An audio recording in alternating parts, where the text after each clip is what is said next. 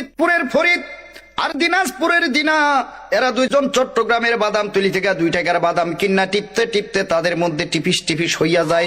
এই দুইজন সিলেটের বিয়ানীবাজার গিয়া চিন্তা করে দুইজনের বিয়া করবে। এই বিয়া উপলক্ষে মৌলভীবাজারের মৌলভী, মুন্সিগঞ্জের মুন্সি আর মহিলাদের পক্ষ থেকে নোয়াখালীর বেগমগঞ্জের বেগম সাহেবারে দাওয়াত করছে।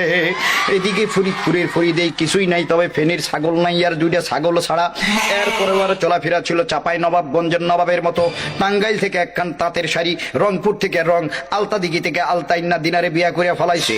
এদিকে দিনার বাপ সিরাজগঞ্জের সিরাজে মিয়া ছিল মেলা টাকা পয়সার মালিক, কারণ রংপুরে ছিল তার রঙের ব্যবসার, সুনামগঞ্জে ছিল তার বহুত সুনাম। এই মিয়া চিন্তা করছিল তার মাইয়াটারে জাকজমক কইরা বিয়া দিবে, যেমন মাগুরা থেকে মাগুর মাছ, সাতক্ষীরা থেকে 7 মণ দুধ, কুড়িগ্রাম থেকে 20টা খাসি আর গাইবান্ধা থেকে 1 ডজন গাই আইনা, বরিশালের বরিনারু বানাইয়া, লালমনিরহাট থেকে লাল রঙের শাড়ি কিন্না, যশোর বেনাপুল থেকে বেনারসি আইনা, খুলনার বাগের হাটের বাগের মতো একটা পোলার লগে তার মাইয়ারে বিয়া দিবে।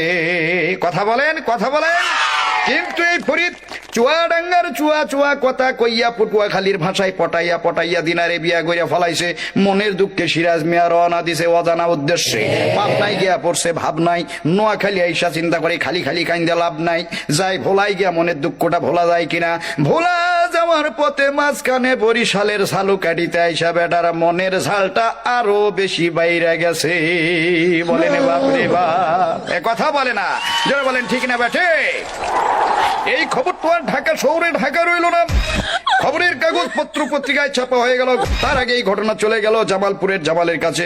জামালপুরের জামাল ময়মনসিংহের মমিনের মাধ্যমে ঘটনা জানাই দিয়েছে মানিকগঞ্জের মানিকের কাছে।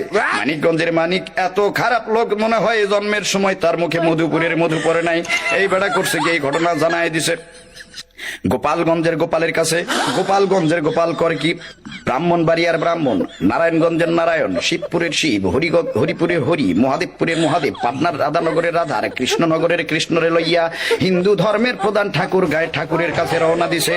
এই কয়জন হিন্দু মিল্লা কুমিল্লা 14 গ্রাম থেকে আরো 14 জন হিন্দু সংগ্রহ করে একটা কমিটি গঠন করে বলে ঘটনার বিচার দিয়া দাও গাজীপুরের গাজী সাহেবের কাছে। গাজীপুরের গাজী সাহেব বললেন আমি আপাতত ব্যস্ত আছি, আপনারা মির্জাপুরের মির্জা সাহেবের কাছে যান।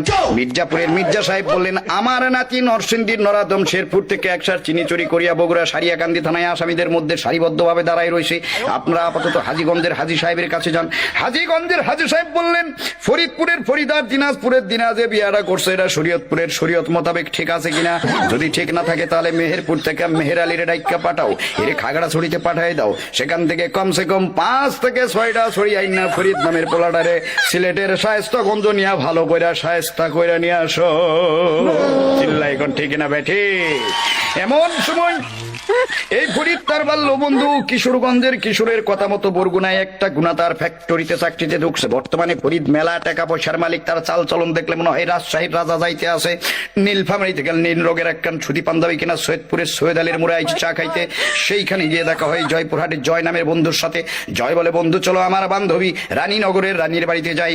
রানীনগরে যাওয়ার জন্য ট্রেনে উঠছে টিকিট ছাড়া, তার কারণে জয়পুরহাটের আক্কেলপুরে এসে আক্কেল সালামি দিয়ে ঘাট ধাক্কা খাইয়ে নাইমে গেল শান্তাহারে শান্তার বাড়িতে। শান্তা বলে দৌড় মারো নওগাঁর নেয়ামতপুর থেকে কিছু আল্লাহর নেয়ামত দেখে আসো।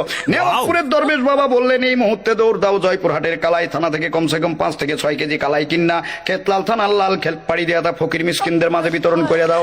আর এই কালাই কেনার জন্য দরকার হইল একখান ধামা, আর এই ধামা কেনার জন্য ফরিদ আসে আমার নওগাঁ ধামইর হাটে। জিজ্ঞেস করলাম দোস্ত কি খবর? এবার ফরিদ উত্তর দেয় ওরে চিন্তা কিসের মিয়া, বিয়া শাদী সবই হয় খোদার হাতে দিয়া। আর এই ঘটনা শুনলাম আমি তানবীর সরকার পাবনার ঈশ্বর দিয়া। জোরে কোন মারহাবা, আরো জোরে বলেন মারহাবা। কথা বলেন ঠিক না বেঠি।